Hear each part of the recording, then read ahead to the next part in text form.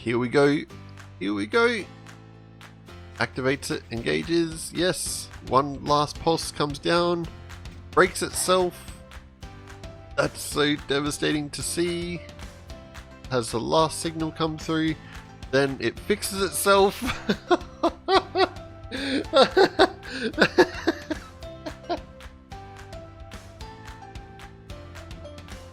Hey guys, how's it going? So FPP back here again, and today we have a message from one of our viewers. So let's have a look and see what the challenge is today. Hey Pelican, can you make a flying machine that moves one block and stops? I don't want any of this broken flying machine sort of stuff. Do it in less than a 30-minute video or I will kill you! Okay, so what we're doing today, I guess, is doing a flying machine that can move one block at a time. Now, he didn't mention in the comments whether or not it had to be something that went two ways or one ways. One ways? God, that's not even good English. So all that we want to do is basically build up a nice big tower, just so that we're out of the way of everything. And we're just going to make a configuration a little bit like this. So one pushing piston on one side, one sticky piston on the other one. We get rid of those. And then from there, all you need to have is something like an observer on one side. A little bit like that. And then you can just activate the whole thing using a switch with a sort of one tick pulse. So just on and off, and the whole thing moves. Breaks the lever just because the levers, no matter what you do, won't be able to actually fly with it. Redstone torches unfortunately won't sort of power up too easily with this unless you actually put it on the side here, which is a little bit easier to actually make it fly. So if you chuck a hopper on this as well, it should collect some of the blocks, probably not all of them, but some of them at least. So if we chuck it on here, you'll see that not really too many get collected actually. Let's try that again. Okay, there we go. So some of them get collected.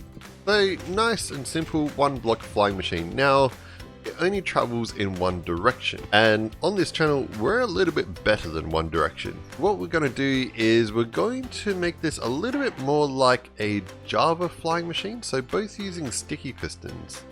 Now if I can get the timing correct, what should be able to happen is we should be able to do something a little bit like this, where we power that piston there, then we power this one, depower that, and then depower this one, and it should basically be kind of like a Java version from Flying Machine, but at the same point working in Bedrock, but working on the idea of not being able to move pistons that have been extended. All I need to do is create a circuit that goes along with it that can basically replicate that sort of an idea. We probably want to have two rails, I would say. Something a little bit like this. And then we're just going to draw this one out, same as the other one. And we're going to chuck in some repeaters along here. In fact, we might set them to 4 ticks just because it's going to be a little bit easier to control. So something a little bit like this. This is kind of a weird concept though. It's kind of like a flying machine but on a rail system. So definitely something I haven't built so far. I have a theory that it may work, but this is just really a theory here. It's not really anything that appears to be tested in Bedrock version before. So this is brand new stuff here. Most of the stuff I do is very experimental sort of stuff, which is good. It's good to experiment with this sort of things. Experimentation is a great thing. Well, up until drugs. Don't do drugs. Okay, so looking a little bit like this now. So what should occur is if we had something like, maybe we'll just use a redstone dust for now. That's probably the easiest sort of way. So we're just going to go along a little bit like this. Obviously it's not going to be able to stretch out this far, but it's mainly so that I can have a little bit of a play around and see if it actually is going to work. So if I do something like that, and then like that, depower that. Oh god, that went badly. Okay, let's try that again. What happened there? Hang on. You gotta at least build it properly. There we go. So let's have a look.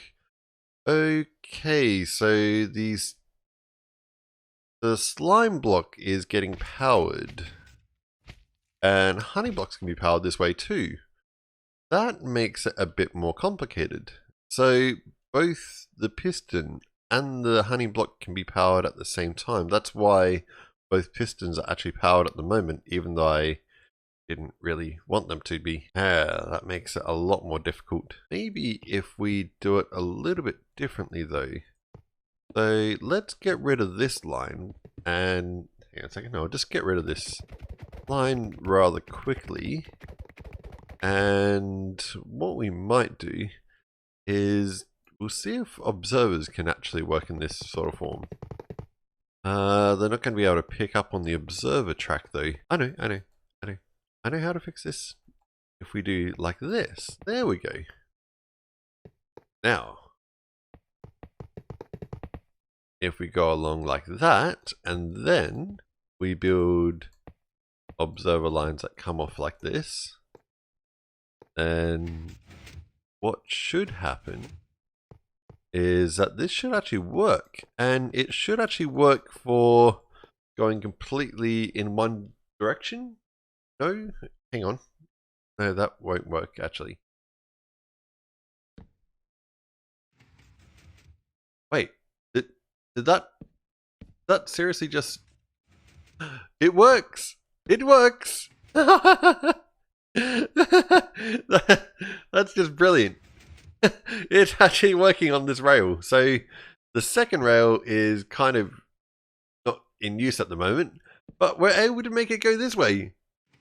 Okay, so this is for the very first time, as far as I'm aware, I don't really know, but for the very first time, as far as I know, in Minecraft Bedrock, we have a double sticky piston. So this one's a sticky piston, and this one's a sticky piston, and it can fly in one direction without skitzing out. See, normally when you create these things, we try to avoid creating these things, because in Bedrock version, it goes a little bit skew-if.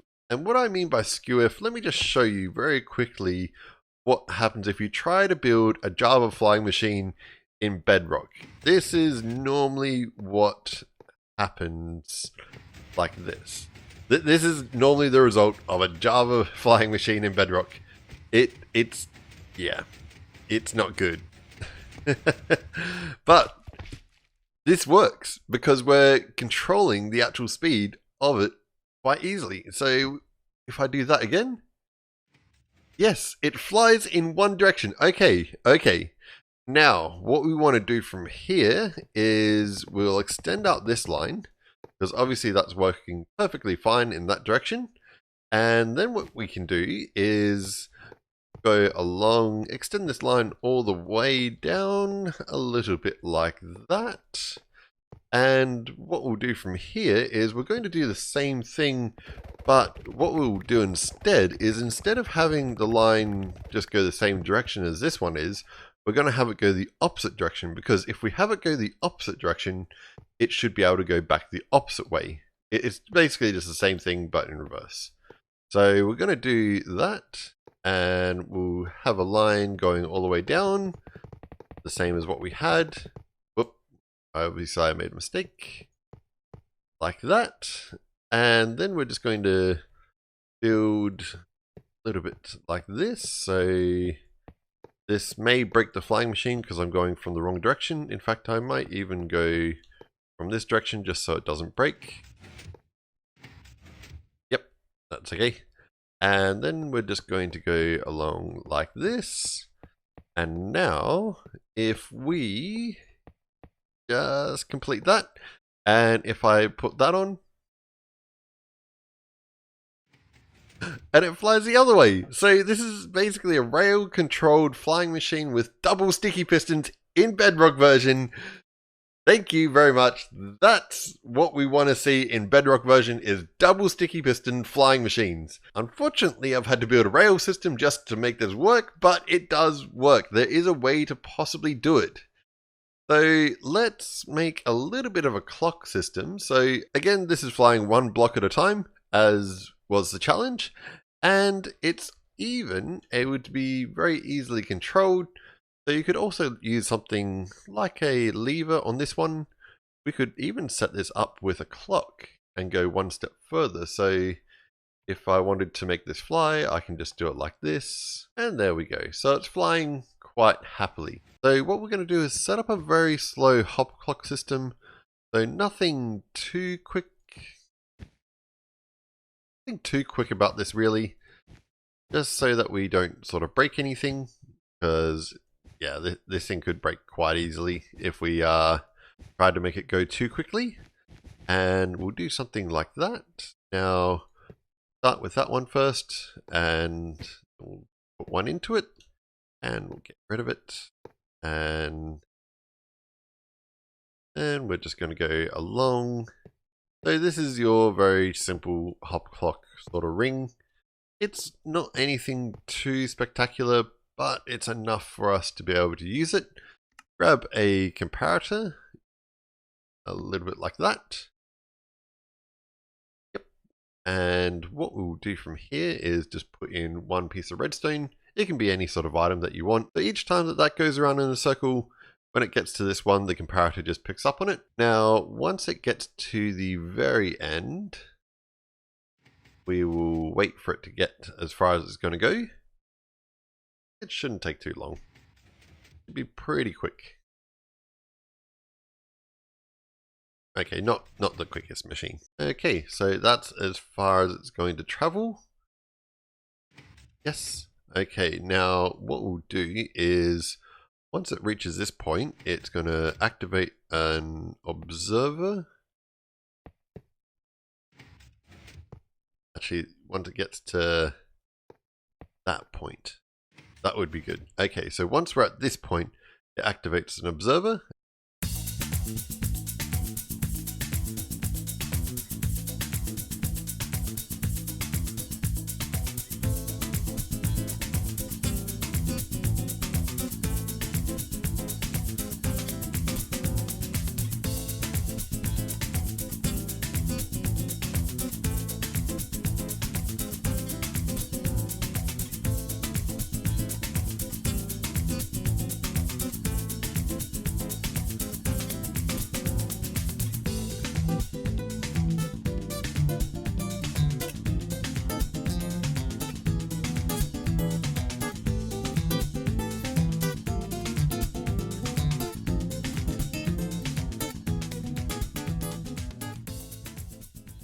And the next time that comes through, it basically turns off the machine.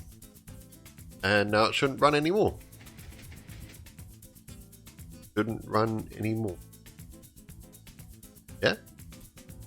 You good? Now what we need is an on switch for this side. So we're just going to build pretty much the same sort of setup.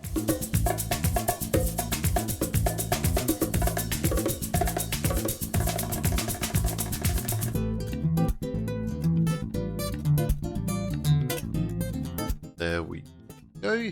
So we'll get rid of that. That's how that works obviously now. So chuck a comparator in here. If I face it the correct way this time. Yes. There we go. So it's starting to move down the line. So we're going to set up the same sort of rig on that side over there that we've got over here. So that's pushed down one of the blocks. This one will push down a block a little bit like that. And we could imagine that that line that we haven't built yet on this side has already powered that. So all that we need to do is make this able to power that. When this activates like this, it will go down. So maybe if we put this one down, we need to have this one down there. So we really want a redstone block there. So we just want to join that with a honey block. So we can actually do something a little bit like that. I might make that a different color though, just so I don't accidentally delete for any silly reason. So we'll have that. So the first time that one here gets powered, it will move along. It will power this one down here. This will push these up, which will connect this hopper line, which starts firing the system. If I put one item in it like that, and now it will start moving. So that is working well. All that we need to do now is repeat this whole circuit on this side and repeat this re-triggering device on that one over there, and it should constantly fly backwards and forwards. This is getting very interesting. So why would you want to build something like this? Well, you could probably use it for something like an elevator or something a little bit like that. It's a lot more complicated, but at the same point, it's a double-sided sticky piston flying machine in Bedrock version. It's kind of cool. So you don't really need to have all this sort of stuff to build a one-step flying machine. It's more that I found it interesting that you could actually build this sort of stuff, and sometimes it helps to goof around a little bit like this, because you could build an elevator out of this quite easily now. And I just fell through the machine. Now the important thing with this one is, what is our switchover like? Because we may end up with different pulses occurring at the same time, which may break something. Okay, so this is the switchover point. So I broke it. It broke it. It's broken. If we do something a little bit like this, and so it's just 5 blocks wide, and 5 by 2 is going to be the big test to see whether or not the one-step flying machine double sticky piston with rails is going to be able to auto switch back the opposite way. So this is actually still technically a one-step flying machine. All it's doing is automatically making it go one step over and over. The reason why this is actually so interesting is that using these rail systems, you actually have complete control over how fast you want this thing flying. Okay, so that's now done that. And it's doing its final one. Oh, it broke. What the heck happened there? How did that break? Why did that break? Wait, it fixed itself. Okay. I've never had a flying machine itself. It can, what? It can self-repair. It's a self-repairing flying machine. What the heck have we built? Flying machines are synonymous with breaking themselves, not fixing themselves. What the heck? This is the weirdest flying machine probably known in Minecraft at this stage. It fixed itself. All those years of all the pain, everything else, and this one's able to fix itself. Right, well, this is just strange. Here we go. Here we go. Activates it, engages, yes. One last pulse comes down, breaks itself. That's so devastating to see. Has the last signal come through, then it fixes itself.